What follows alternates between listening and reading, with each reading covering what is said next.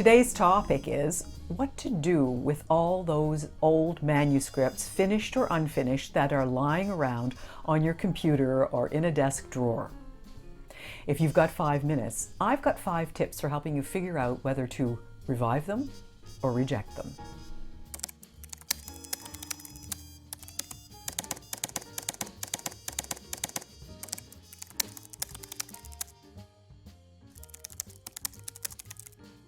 The temptation is real, isn't it? I'm sure you're like me and you've started projects that maybe you finished them, but you didn't know what to do with them, or you weren't really happy with them, you lost your enthusiasm, perhaps they're only half finished, and there they are in a drawer, or for me, they're on a computer program file somewhere on the depths of my hard drive or on a thumb drive.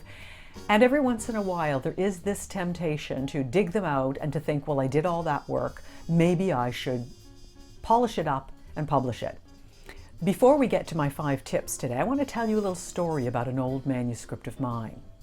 Many years ago, I had a job that was called the Organ Procurement Officer for a large transplant program in Canada.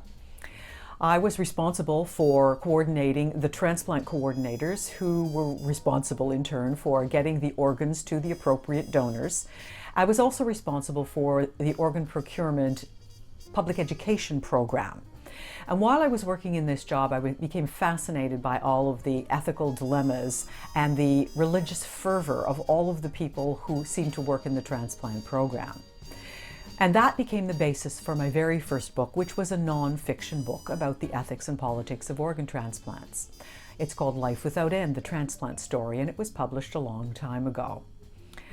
Now, I was still interested in this after I published that book. And as I thought more about those ethical dilemmas and I thought more about the people and their religious fervor, I thought, what if this got out of hand? What if it ballooned into something really problematic? Wouldn't that make a terrific story? And I wrote a novel. I wrote the novel, I polished the novel, I finished the novel, I sent the novel out to a couple of agents. One of the agents really liked it, took me on, and started shopping the manuscript to publishers. Never did find a publisher to publish it. So what I did is I took that manuscript and I put it away, and I didn't think very much about it for quite a few years. I finally took that manuscript out. I had a look at it. I thought, you know what? I might be able to do something with this. And along the way, during that process, I learned some things that I'd like to share with you. So here are my 5 tips for helping you figure out whether you should revive that manuscript or you should reject it. Tip number 1. Start by asking yourself why you want to publish it now. This is really important because if the only reason you want to publish it is because you already did the work and you think it should just be published, step away from it. That is not a good enough reason to publish something that you set aside some time ago. Tip number 2, reread it from beginning to end and see if you still feel as enthusiastic about it as you did at the time when you started writing it. You might. But it's also equally possible that you might not feel as enthusiastic as you did before. If you're not enthusiastic about it, don't publish it. Put it away again and move on to a new project. Tip number 3, if you think you're still as enthusiastic as you were at the beginning, take a careful look at it and analyze it to see if it's still current. Do the ideas still resonate? Is it still something that might be interesting to people today? If you're not really sure, give it to someone you trust. Ask them to read it. Ask them if they think that it's still current or it sounds and feels dated.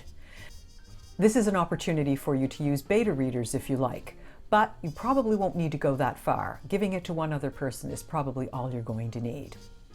Tip number 4, if you've come along in the process this far and you think you're really going to publish it again, go through that manuscript with a fine-tooth comb and edit it for those specifics that will bring it up to date.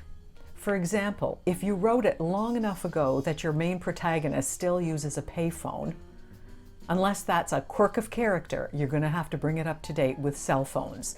Things like technology have changed an awful lot, and anytime you mention something like that, whether it's cars or cell phones or airplanes, those are the kinds of things that you're going to have to look for to make sure that they're up to date.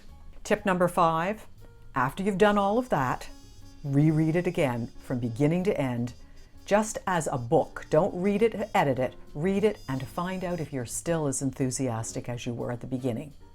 If you are, you're ready to press publish. Oh, and in case you're wondering whatever happened to that manuscript for that novel that I had written, yes, it has been published eventually. It's called The Body Traders. Now I've got to go back to my computer and see if I have some old files. Maybe I have a treasure trove in there. Talk to you soon. Subscribe to Write, Fix, Repeat, and maybe I can help you improve your writing knowledge and skills. 5 tips at a time.